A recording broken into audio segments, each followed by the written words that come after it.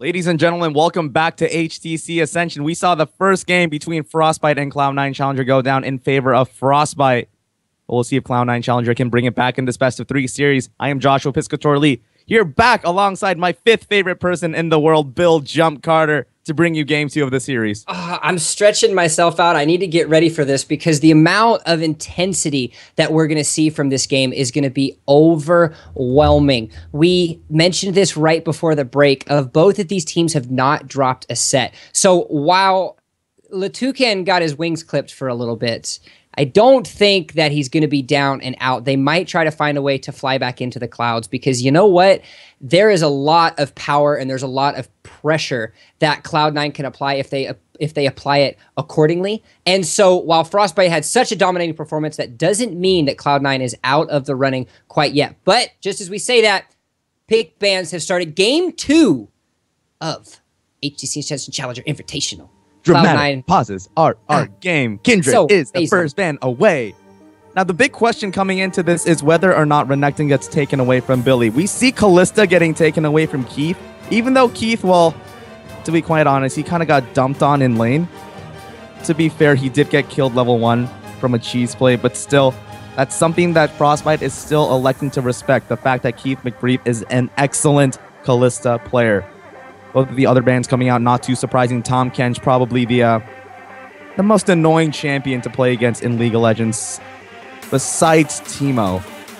But I doubt we're going to see Teemo in a competitive environment. I just want to have a moment of solitude for the fact that this will be the last live broadcasted game of HT Ascension on the current patch. 5.22 hits live servers tomorrow, which means that when we get to it and when we get to those games, my God, the gates will be open and the flood will ensue. So a little bit of a moment to take our time and just be happy that this could be the last game that we see 5.21, the preseason 6, coming into full effect. But bans are over. Kindred, Tom, Lulu for the side of Cloud9, Callista, Gangplank, Elise, and that leaves options for solo. I would not be surprised to see Rek'Sai picked up here first rotation. There is a priority on that champion along with Elise. We pretty much came into this match saying, all right, every jungler is going to be Elise, Rek'Sai, but Braum, also a great support for any situation. Great pick. I love this pickup right here. Hakuho did phenomenal work on that Braum. 0-0 and 17 in the last game. So getting that into the hands of the Winter is really good. But when you take away as target champion, what does that leave open? The overpowered, as they like to call it, Rek'Sai getting into the hands of Harry Abs, as we know. Beautiful job for that. Excuse me. And Billy Boss getting his hands on the Fiora. Let's see what he does with the Grand Duelist in his palms. I thought Billy was just flashing the Fiora just to say, hey, remember what I did to you on when you were playing Fiora last game? Yeah, but then he actually locks it in, which might be even more salt in the wounds of Solo if he ends up getting beat in this second game. But this Harry Abs Rek'Sai pick, Harry Abs has something like 260 Rek'Sai games with a 58% win rate in solo queue. So the fact that he was finally able to pick it up, he got it both games against AKA during the first week of HTC Ascension, went something like 6-4 and 14, 2-1 and 4, great kill participation and KDAs across the board. So up against a strong team like Cloud9 Challenger, who have not dropped a game thus far, we'll see how this Rek'Sai does against the Gragas. Re-enabled, he's back after Worlds. Oh, he is back. The Q bug, I'm not sure if they fixed that completely, but I would assume that they did. So the Gragas bug is gone. So there's not going to be your standard top 3 junglers, as the Elise is gone. No Lee Sin coming out for Chow, but the Gragas, we talk a lot about pressure. We talk a lot about changing up their game plan, and what better way to do it than putting them on a jungler that can provide a lot of CC. The knockup allows the rest of his team to have some solid follow-up, and this is a very strong composition that they're coming out of that. But flipping it back over now, we have another Ashe being picked. We saw it picked in both games by Top Dog. Beautiful job, and really just so much power if you can pull yourself behind it. The arrows really come in clutch, so they're going to lock that down, and it looks like a Morgana support to round out that bot lane. Hey, Jump, guess what? Oh, God, what? It's been 3 games, and Hakuho still hasn't died. The last time he played Morgana was Game 2 against Lion. He went 4-0 and 13. It's like every bind he threw it landed on somebody and it equated into some ridiculous kill. So the fact that Braum was taken away from Hakuho, he's like, dude, whatever, I'm just going to pick up Morgana. I'm going to keep my carry safe. And this gives Fiora a lot more free reign to just jump in, slice and dice through somebody, not the Renekton, but he's probably still going to do the same exact thing on this top laner. I mean, Billy is going to be so happy.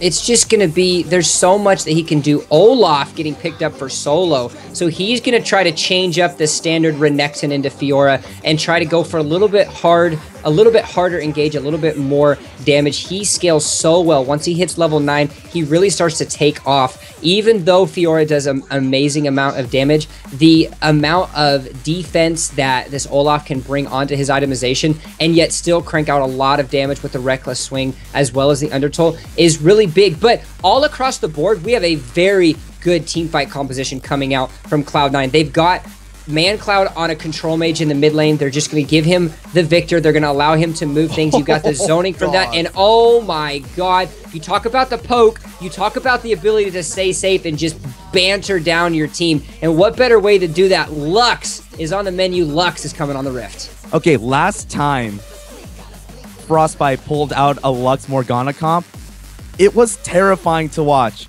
because Hakuho lands the binding, or Wolf lands the binding, which follows it up with another binding, and by that time, whoever got bound is pretty much dead. Wolf likes to play those champions that stands back, does damage from afar, but when this guy gets a chance to play Lux, 5-1-12 in Game 2 versus Lion on this Lux pick. So something they're very comfortable with, something that they've tasted success with. So Frostbite, they're like, if it ain't broke, why fix it?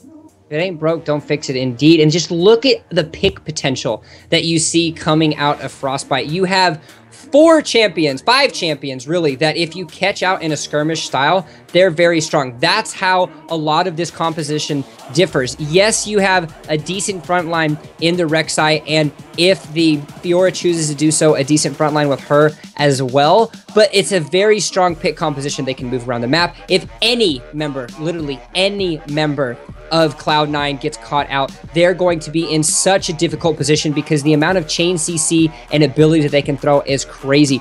But flip it over to Cloud9's advantages. They have objective control. They have team fight. Keith McBrief not only is a good Callista player, but he's just a dang good AD carry in general. Putting him on a Callista, allowing him, or putting him on a Jinx, allowing him to sit back, crank away, as 3 of the 5 members are doing their job to just protect him and keep the front line. And there is, again, another solid composition coming out of Cloud9. Which one takes advantage of each other, though, is really going to be hard to tell. Right, this big team fight brawl coming out of Cloud9, will that find success for them in Game 2 of the series? Or will the pick potential of Frostbite Gaming manage to get Cloud9 to find themselves in a bind? Haha. When we come back, it'll be the second game between Frostbite and Cloud9 Challenger. You are watching HTC Ascension. Hit up Twitter at HTC Esports to let us know exactly how you feel about the tournament using the hashtag HTC Ascension. In addition, there's a way for you to win one of 3 HTC One M9s, specially engraved with the Team Liquid logo. One of 3. And if you're not lucky enough to win one of those 3 free ones, you can use the promotion code HTC Ascension for $100 off through HTC's website. 100 more bucks for my 6th favorite person, Bill Jump Carter, to spend on me when Christmas inevitably arrives. But don't go anywhere. When we come back, it'll be Game 2. We'll see you on the Rift.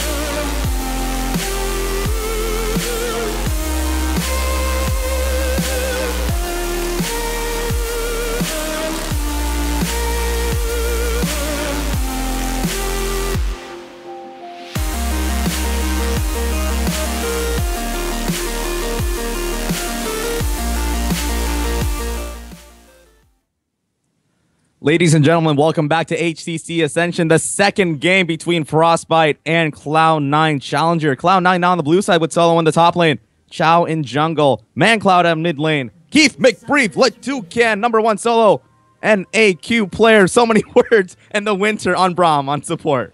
He's not the only good one there. We got the side of Frostbite up 1-0 in the series versus Cloud9 Challenger. Billy Boss in the top lane. Harry Abs flexing his muscles in the jungle. Wolf in the mid lane. The Massacre 8 TM8 at the 80 carry. And Hakuho, the undying support to round out that bot lane. We saw a lot of early aggression in game one, a lot of very deep warding, but it looks like this time they're going to be safe as Keith McBrief does not want to get caught out and put in a difficult position in the early game. You just listen to comms right now. Yo, Keith, don't die level 1 this time. Maybe we can win this game. He probably just says something like, same. I'm pretty sure that's exactly what happened in comms for Cloud9 Challenger. Is it? Like exactly what happened. I would not doubt it one bit. That's a direct quote. I think that's a... Everybody can quote me. Hit up Reddit. Hit up HTC Esports on Twitter. A direct quote. Don't actually do that, though. Speaking of HTC, we did have the ad that was played in between of the Vive. Now, for those of you that are wondering, the HTC Vive is HTC's virtual reality gaming system. And while there are a lot of different ones out there, this is actually the best one. And this isn't a simple plug. This isn't a simple sponsor request of any sort. The HTC Vive is actually a phenomenal piece of equipment. And every person I know that's tried it, every pro, every esports enthusiast in general, video gamer, has absolutely loved it. And so if you are looking on the market to try to get some kind of virtual reality game system, definitely hit up the HTC Vive, as it is probably the best one on the market. Hey, maybe I'll finally hit Challenger now. Or, you know, just Platinum. Yeah? Season 17, the dream! I got it. I got it. But so far in this game with actual Challenger players, it looks like both teams opting for standard lanes. Billy U, Harry F, Solo, and Chow all going the double jungle route. In the previous game, a lot of it was defined by that level 1 cheese that Keith McBrief fell victim to, but at the same time, Harry Abs' early game pressure snowballed Billy like he has been snowballed in the previous 3 Renekton games and just blew the game out of control. So there's a lot of pressure on Chow to kind of respond accordingly. You think a lot about how people really match up with each other. There's the infamous quote of a couple looks like Mutt and Jeff, where they just, you wouldn't expect them to be together if you look at the way that they're as. How is a combination of Billy and Harry Abs? Just thinking about those two names right there. That's just such a different and unique couple, but they make it work. They make it work indeed. And I want to see, you're right, what Harry Abs is going to do. Is he going to try to continuously hang out with Billy as we see him and Solo just duke it out right here? Oh, Billy! Oh, Billy riposte the undertow. Actually managed to go to... Oh, flashes in! Billy! What are you doing, bro? He has a family! A family? A family? He has a family, and he also has a dead Solo in the top lane. That was such a beautiful outplay. He recognized exactly how much pressure, how much power he had. But as we talk about that, a little bit of aggression in the bot lane. The Winter is going to back away, but no. Solo getting behind, that is not where he wants to be. Billy is saying, hey man, you might have played Fiora last game, but it's me that's going to shine here through and through. Picking up that first blood, already putting himself in the lead. I just smelled like unfamiliarity with the Olaf Fiora matchup up top. Billy seems so confident in exactly the amount of damage that he can do as Fiora, especially into this Olaf matchup, but Solo got caught with his pants down. That's not what you want to be in this position. We talked a lot about how Olaf scales really well once you get into the later stages of the game, hits that level 9 spike, is able to do a lot of damage, but if he's behind, that level 9's not going to matter. Billy continuously wanting to really just create this oppressive lane. He went back, got the Doran's Blade as well as the boots to just keep on to him, and look at the damage he's cranking out. Right, Solo getting chunked down Solo again, and Harry Abs looking for the dive topside. Takes away the enemy ground. Now rotating top. They know that there's a ward in that river brush, but they're going to come over it. Go over the wall, avoid the brush altogether. Solo forced to flash. That's a huge summoner. Oh, that's such a huge summoner down right there. It's just so much crazy. Meanwhile, mid lane, Wolf and ManCloud duking it out, but they're just going to be swapping auto attacks as there's no... Oh, the flash body slam, but Wolf manages to flash out of the barrel roll. No mana on this Lux. I mean, she's going to have to chug a biscuit and hope to get away safely. Here comes Harry Abs. Does have the flash available. Are they going to burn it? No. ManCloud gets a kill there. Harry Abs in the middle of 3 Cloud9 players, forcing the flash over the wall. It's like Cloud9. A little bit of a better start to this game. A much better start. That was a really good job by Chow to come in for that gank. He knew exactly how much damage he was able to crank out. Gets a flash, body slam straight into him. They push themselves through. Not only do they force the flash onto Wolf and secure the kill, but the flash is gone on Harry Abs, which means that he's not going to be as capable at doing some really successful ganks because that flash unburrow by Rek'Sai is just really, really strong. Look at this though. TM8 continuously just pushing. Keith McBreath and him just having at it. Yeah, the first time Keith and Winter were really able to land their skill shots, it turned into a worse trade for them as Harry Ab's actually the one getting caught out here. Tunnel still on cooldown, meaning that he's just going to have to take this 1v1. Solo rotating down the tunnel, finally up. He's going to say, see you later. A little bit too big to fit in that tunnel, buddy, so just going to walk away safely. Going to eliminate that tunnel though, so he's gonna have to try to find a way to reform it back in. Taking the stock of where we're at across the board though, kills on both sides, so a little bit of aggression, but that's only going to support about a 200-300 gold lead in favor of Frostbite. We're just seeing how both teams really want to apply a lot of advantage. We talked early. Ooh, Wolf! Almost went really bad for Wolf, but able to get the shield down. The Chaos Storm was burned, however. Final Spark still up. And eventually gets to the point where it's pretty much up all the time. Here it goes, just to clear a few caster minions. Taking a good chunk out of ManCloud as well. Taking a chunk out indeed, and I just like this aggression that both sides of the Rift are just really trying to apply. We talked in Pick Ban about how both of these junglers, it's up to them to get the teams rolling. It's up to them to get things going, and so applying that pressure onto things is just going to be really vital to any kind of success. We've seen Harry Abs, we've seen Chow already over the map at 8 minutes into the game. They're flashing, they're dipping, they're dodging, they're doing everything they can to get some kind of advantage for their lane, and now is where it's going to be really important because both teams are going to start going back. They're going to get their first buys. They're going to have minute power spikes, and so when and where do you decide to capitalize now? You see Harry Abs decided to go back. He has ended up buying the Stalker's Blade, so he's going to have a little bit more sticking potential. You have a very quick Bammy Cinder onto Chow, so he wants to apply a little bit of tankiness, and it's just, we're really going to see what these teams are made of as we start progressing in the next couple minutes. Where does the pressure start to become efficient? Right now, Masker applying that pressure to extend that CS lead to just about 10. Gonna deny a little more CS by bumping that wave into the tower. Gonna go back for that BF sword. So far this top lane, Billy managed to pick up an early kill, but that CS staying relatively even. Solo doing a good job of still keeping up where it matters. Always a fun day when you see the double Ruby Crystal buy. The I just don't want to die build. I don't want to die, I just want to live. That's exactly what he's doing. That means he's probably going to be going right for the Black Cleaver build, and this is something that this Olaf is going to be able to do. Billy Boss, though, not backing down.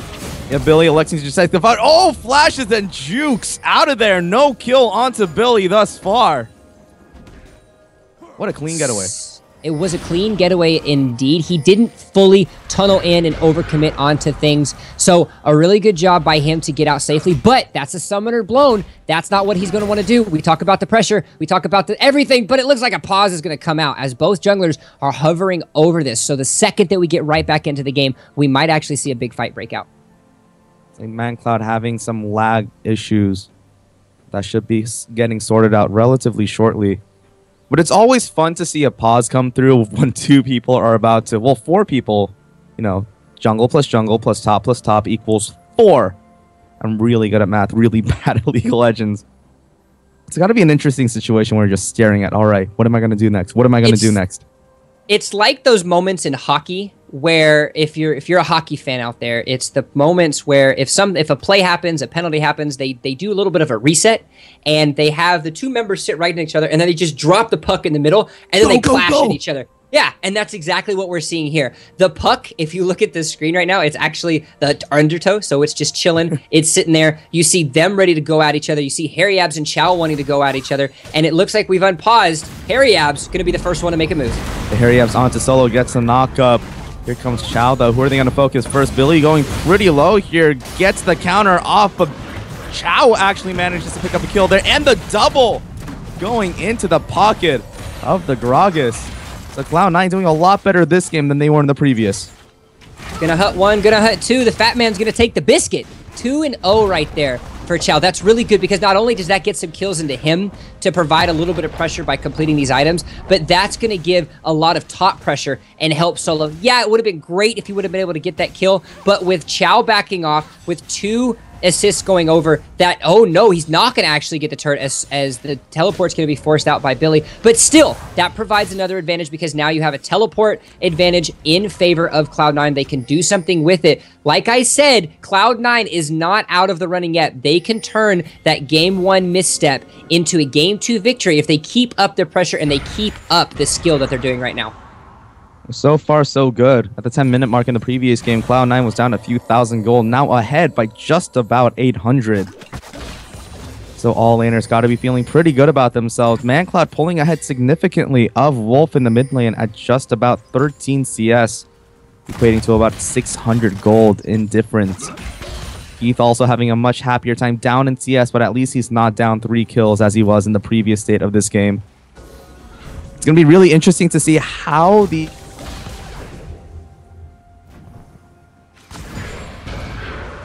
Oh, it looks like we had a little bit of a tech delay as one of our casters just decided to have a little bit of technical difficulty, so I'm going to have to try to refill the time as we do everything. Oh my god, it was ultimate after ultimate right there as Chow is going himself in, trying to get, but the double teleports are flipping themselves around. Wolf being forced to come in, but here comes Cloud9. They're coming to pick things up. Wolf picks up a kill, but he's going to die in the process. 2 kills coming over for Cloud9. This is the scary versions of a double teleport. They had the advantage. Billy Boss was not able to react, so now both members are dead and about. So what are we going to have to do? We're going to have to get a turret out of that. My god, Cloud9, beautiful job at turning things around already. They're supporting over 1,000 gold. They're going to apply a lot of pressure and securing this bot turret and kills across the board. Such an important victory for them. Gonna have to wait a couple seconds as we are waiting for the co-caster guys, so I do apologize for that. So we're just gonna have to completely change our things and go into it from there. They're gonna keep us updated on where everything stands, but taking stock of where we're at right now, we do have 2 kills over in favor of that Gragas. He was able to get that double kill early. Not only did that allow him to go back and to get the Cinderhulk enchantment for his Stalker's Blade, but he's also been able to get boots as well as some wards. So he's going to apply some pressure. He's going to apply a lot of vision control for his team to help things out. Looking at where we're at as well, we talked a lot about how Keith McGreeve is kind of in a excuse me, is kind of in a good spot because of his team, but he's actually pretty far down right now. He's down about 20 CS. We don't know exactly where that's going to be. He's going to get a little bit of help with the kill that he has, but still, he's down. So there are times and there are possibilities for Frostbite to combat that. Doesn't look like it's going to happen anytime soon, though, as the Dragon is going to go down for Cloud9. And again, another thing, Enchanted Arrow comes out from Massacre, but it's going to get completely flashed away as ManCloud does such a good job. Solo forced to throw his ultimate down and try to get things. Oh, that was not where they wanted to go right here. Gonna have to set themselves up, do a little bit of a reset. Billy in the top lane. We talked about how he didn't have the TP advantage in his favor, so that's something that kind of struggled a little bit for him. So they're gonna get him out and allow him to farm. See where we stand as we come into it right now.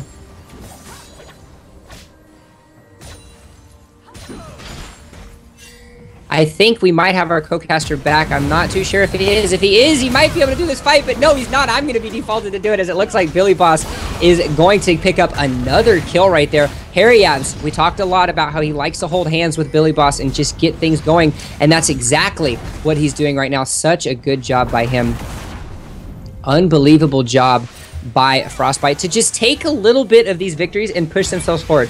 Yes, Cloud9 has such a lead right now. Yes, Cloud9 has really pushed themselves and pushed their team composition to doing great things, but that doesn't mean that Frostbite isn't doing what they can to claw back into this game. They were able to pick up that kill for Billy Boss right there. He's able to go back, complete his Black Cleaver, and just try to do pressure. We're going to start to see Solo get himself a lot more powerful, because now that he almost has the Black Cleaver finished as well as the early Ninja Tabbies, then he's going to be able to fight and duel Billy Boss and do even more as the game progresses. But this early spike, this ability to get this Black Cleaver, is really important on him. Flipping it across to the other side of the map right now, we do have Keith starting to catch up a little bit in farm. He is still down about 2 waves, but that doesn't mean he's out of the park yet. Both AD carries have the Avarice Blade, but it looks like they are dead even as well. So they were able to go back, get it at the same time. It's a farm fest. It's waiting up. Both of these teams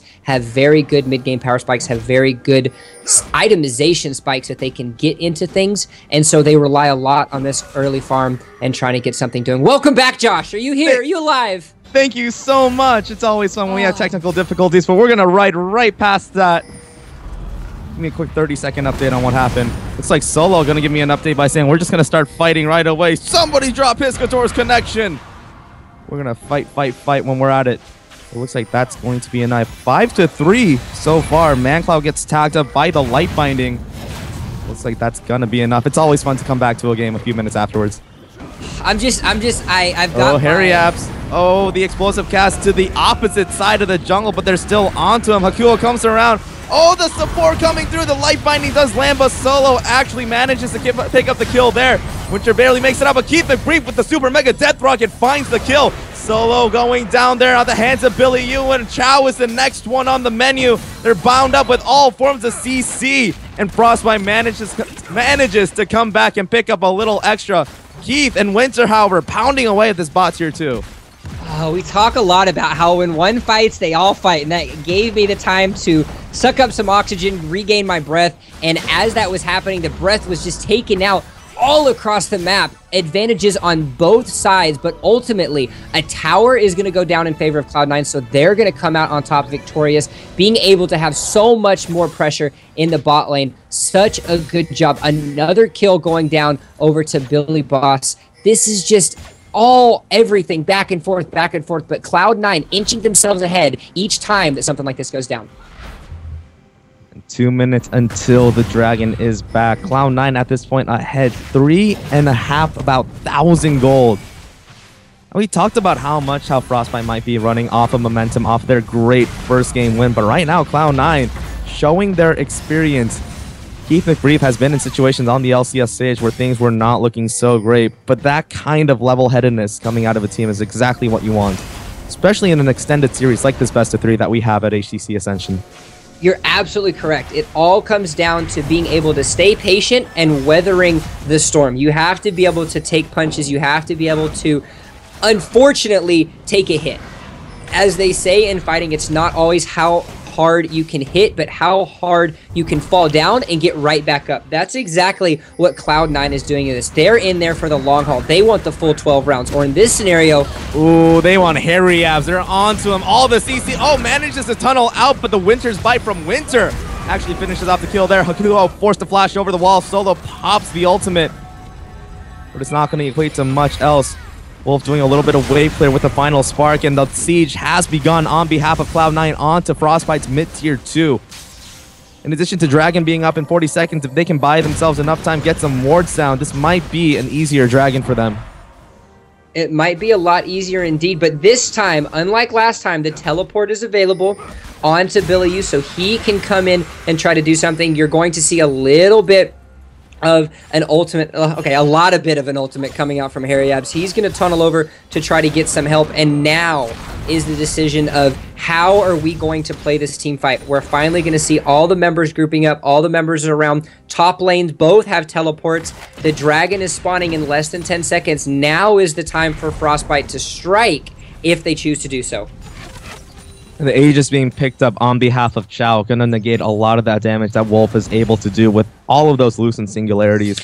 And Keith McBreeve at a decent power spike as well has the Berserker's Greaves advantage over the Massacre. So being able to get those AoE crits off faster, gonna get Jinx real excited.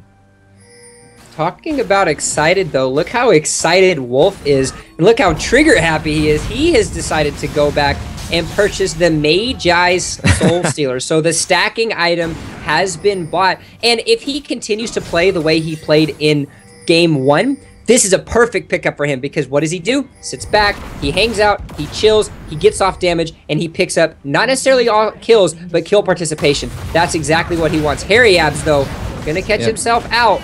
Looking for Winter, but they're not going to be able to find the binding, which means not much else going to happen. Ooh, here comes Solo with the flank. They have a ward in deep. I don't know if Frostbite knows about this. Here he comes to Ragnarok. His pop. They're going right for whoever. Squishy and Massacre peels them off with the Enchanted Crystal Eric. But Solo picks up a kill and dips right out. Here comes Billy looking for a kill, but in the middle of 3 Cloud9 members. That's the 3rd member of Frostbite going down. Harry Ups barely makes it out alive. And Hakuho already running away to base with both big map objectives now live. Looks like Cloud9 saying, we're gonna go big. We're gonna go for the big prize. They're on to Baron Nashor. Bob Ross talks about how everything isn't a mistake, it's a happy little accident, but there were bad accidents in that one as 3 members of Frostbite go down, and it now turns to the Baron. Cloud9 have risen up from the depths of game 1 and have risen to new heights as they take the Baron. They push their goal lead up to almost 7,000, and it's them that are taking control in game 2. They are forcing a game 3. They say, hey, we might be able to drop a game, but this series is still potentially ours. Keep us on stream forever. That's what Cloud9 is probably saying. We want... I'm not even gonna... on the stream. More time to plug HTC. Oh god, the more the merrier. And don't forget guys, not only are we going to be calling at you about how great HTC is and how awesome everything that they do provides, but don't forget we also want you guys to look out for what you see as the top 5 plays. AlphaDraft Replay, one of your best fantasy esports websites, is going to be having it, but oh, no fantasy points here. Billy Yu in the middle of the caster. Oh, the second proc from the Siphon Power just blows him up.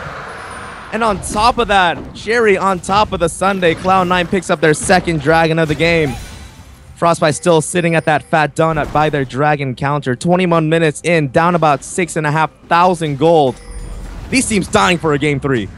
They are indeed. Cloud9, we talked about it. They drop games, they don't drop sets. They persevere and they wait. They wait and they wait. They persevere. Let me pronounce that correctly. You did it! I did it! Yay! And then we're going to get into the quotes and things absolutely going to fall apart. The Baron is just hounding away. The members of Cloud9 are moving themselves around, going down. They're going to try to push back Frostbite, but it's not going to be enough as the top inner turret goes down. Whoop, whoop, says Cloud9. We're going to take this victory. We're going to continue to push our advantage, and that's exactly what they need to do to force this game 3. This solid kind of brawly team comp coming out of Cloud9. A lot more difficult to screw up when everybody just runs at the other team and just pushes all their buttons. Frostbite's team comp worked really well for them in the previous game when they tried this comp. When they had that early snowball lead, they were able to put a lot of pressure on and 100-0 people with those bindings. But given that they didn't get that early lead, it's pretty much you catch somebody out with a binding, but you're not going to kill them anyway. You're pretty much going to have to tag them with the Ash Arrow, the Dark Binding, the Lux, and the Rek'Sai knockup on top of that. But here we go, the mid lane tier 2 goes down. Cloud9 challengers storming their way towards Frostbite's base. This wave clear coming out of Keith is just so much to deal with. Even the Shiv procs doing a whole bunch of damage at about 270 apiece. 23 minutes in, Frostbite on their back feet. But Billy trying to get something. Pounding away at this bot lane. Oh, they're trying to stop the backstab. ManCloud gets tagged up, but they're not able to lock him down. Solo very low. Goes in with the Undertale. The smite comes down. The Brahmo does as well. ManCloud looking for a kill there, but they're kiting back. Not able to tag them just yet. Meanwhile, Billy still in the bot lane, tears away at this bot lane tier 2. So Frostbite managed to find a little something in a situation that looks so bleak for them. It's like they went in one after the other, single file. We're going to throw this, we're going to throw that. We're going to try it as we may, but they tried as they might. Nothing happened out of that. They tried so hard to get something, but every ability missed. You had flashes, you had dives, you had ultimates. Nothing worked, and that allowed Billy Boss to secure another turret. And every little thing that Cloud9 is doing, there is still hope in the wings of Frostbite. They can still pull something out, and it's going to rely a lot on their ability to disengage, but more importantly, Cloud9 is going to have to trip themselves up, because right now they are firing on almost practically all cylinders, taking every inner turret. Now the gates are the only thing left closed for Cloud9. They're going to have to find a way to get into it. As Teleport is coming up onto Solo, he's going to have the ability to split push into the bot lane. It's going to be a little while on ManCloud, but the 4-1 split push is definitely a reality with no major objectives on the court. Oh, Billy gets spotted out by the ward. Elects to try and commit to the fight anyway. Oh, here comes Winter! Jumps over the wall. Billy getting stacked up with 3 stacks of the concussive blows. The rest of Frostbite comes around the outside to provide assistance. No Super Mega Death Rocket gonna find a kill from Keith McBrief, so that one's off the table for a little bit of time. The rest of Cloud9 Challenger rotating together as a team, as a family. We're a family! Hashtag Walter White. They take over the bot side jungle of Frostbite at this moment. It is. They might be Walter White, and they're racking in the money to do it. 7,000 gold in favor of Cloud9. But all of this talk and all of this hype up, I guess you could say, of Cloud9 right now is actually kind of getting stopped in some instances. Every time they want to engage, every time they want to do something, there's so much soft engage coming out of the members from, coming out of the members of Frostbite. Yes, you have the binding from both Morgana as well as the Lux, but there's a lot of slows and there's a lot of disengaged abilities that they have as well. Not only do you have the, not only do you have Harry Abs able to throw something out, but you also have the slows coming from Ash. But here we go. This is the fight we're looking for. Winter on the front side. ManCloud getting tagged up by the Soul Shackles. Breaks it just in time. The fight split up. Frostbite going up. Frostbite going down. The family has been split. The red team all over the place. No, that's still happening. Like you said, these soft engages, these tools that Frostbite has to keep Cloud9 Challenger at an arm's length away. These bindings saving their lives, but how long can they stall out for? Hey, now, just because it's Broloff doesn't mean he's a tool. Don't go starting pointing fingers and calling names. That's not what we're all about here. We're see friends. What you did there. We're family. We talked about this. You're my 7th favorite person in the world. Jesus Christ, I'm falling, ever falling into the pits of doom. Oh my lord. I'm gonna need a ticket to the void if we keep falling at the rate that I'm falling right now. It's just not working out indeed. 27 minutes into the game right now as we bring it back to germane information. We've got Cloud9 Challenger again continuously pushing their advantage, but not being able to find a foothold now that all of the inner turrets are done. There is good wave clear, there is good anti-siege, anti-engage coming out of the members of Frostbite, so they can pull something off. But here's where the big Zay all day all comes into things. You've got the potential 3rd dragon coming up in about 5 seconds for Cloud9, and the Baron as well. So you're at the point you have to make a decision. Where are we going to push? Where are we going to prioritize? They've got most of their wards in the topside jungle, the pink specifically being prioritized there, but that doesn't mean they can do something. Oh, here comes the ultimate. Stun onto Winter. Here comes the knock of Frostbite looking for a spot to get back into the game. Final part comes through. Winter goes down. Harry F tries to get out of there, but Keith McBree finds a massive crit to take him down. Both big neutral map objectives are up. They trade 1 for 1 so far, but not having Harry Abs means contesting a dragon going to be so much more difficult. Here comes the rotation by Cloud9 Challenger to this dragon. The rest of Frostbite sitting around in the mid lane in complete vision. There goes the ward, but it looks like this is going to be a dragon for... Oh my goodness, are Frostbite going to go for this Baron?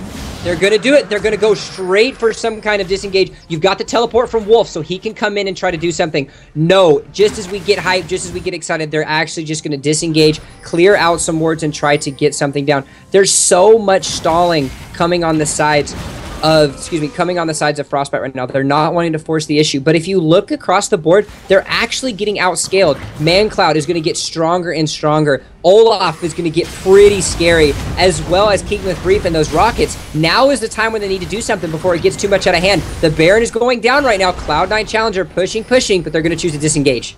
Yeah, the rest of Frostbite showing up in just the nick of time. That hawk shot from the Massacre spotting out Cloud9's attempt.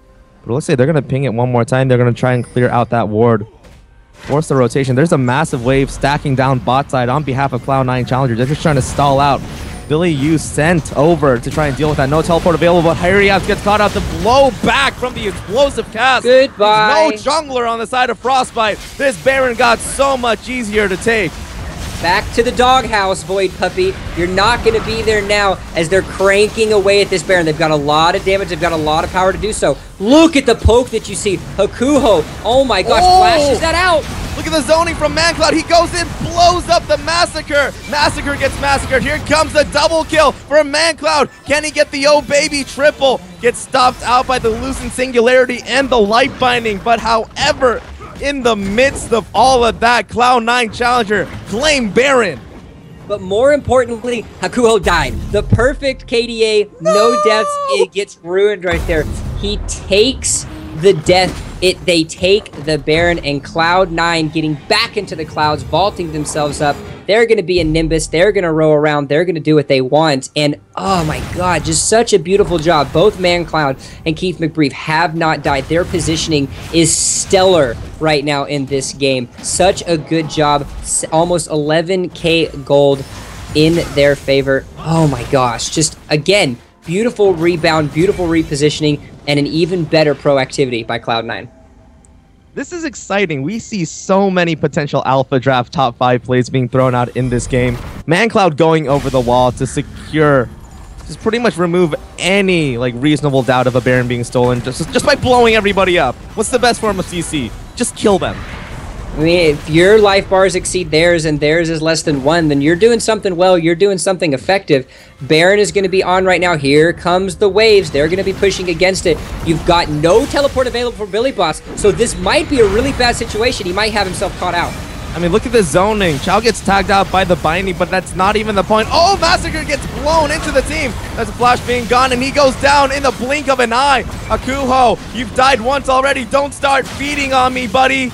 Looks like the bot lane inhibitor does go down. The mid lane wave still a little bit far away, but Massacre being down might just be enough for Cloud9 to say, you know what? We're just going to go for the game. We're going to go for your base right now. Second wave at the door. They still have Baron buff on them. Keith does so much damage with the attack speed and the Bloodthirster. They're just looking to end this right now. The second turret is almost going down. Now's the last chance. Yeah, Massacre, they're all in here. Frostbite looking for their last chance to secure it, but Xiao manages to take down Hariev. Keith taking the front line, full double lift style, and goes on a killing spree. Akuho running away, trying to preserve the KDA that he's maintained thus far. Billy actually manages to pick up a kill there, but the Nexus is blown wide open, and at 32 minutes into the game, just like the previous game, victory goes into the pocket of Cloud9 Challenger this time around. Helium goes back into the balloons at Cloud9. They come away with victory, and they shut Frostbite down. Such a good job. They turned things so much on its side. They took every little piece of information that they learned from game 1. Yes, they stumbled. Yes, they fell. But they came up victorious. 4-0-6 for Keith McBrief, showing the strength of him as an 80 carry. Yes, you had a little bit of a missteps at some points in the game, but they bided their time. They waited things out, and they took the advantage on the missteps of Frostbite. 1-1. The winner of the next game is going to maintain the top spot in Group A. So everything is on the line. Yeah, I didn't think I'd be saying that in week 2 of the HTC Ascension Challenger Invitational, but oh my god, just such ruthless behavior by Cloud9 to just suck the life and suck the cold right out of Frostbite's wings and really push themselves forward in this game. And this is a big moment too, because Frostbite up until this point, they haven't dropped a single game throughout HTC Ascension. Finally, the gods have been pricked. They're bleeding. They are mortal. Cloud9 Challenger has proven that by taking them down in a pretty decisive manner. It's like the two teams flipped this kind of momentum and this confidence within themselves. We'll see if Cloud9 Challenger can ride out that momentum and that confidence to establish their 2-1 victory over Frostbite. You are watching HTC Ascension. Be sure to check out HTC Esports on Twitter. Let us know what you're thinking about the game and the production. Use the hashtag HTC Ascension to talk about big plays that you've seen, in addition to checking them out on AlphaDraft's YouTube channel in the following days to come. I'm Joshua Piscator-Lee here alongside my 9th favorite person in the world, Bill Jump Carter. When we come back, Game 3, we're scraping silver a little bit early. Don't go anywhere. We'll be right back.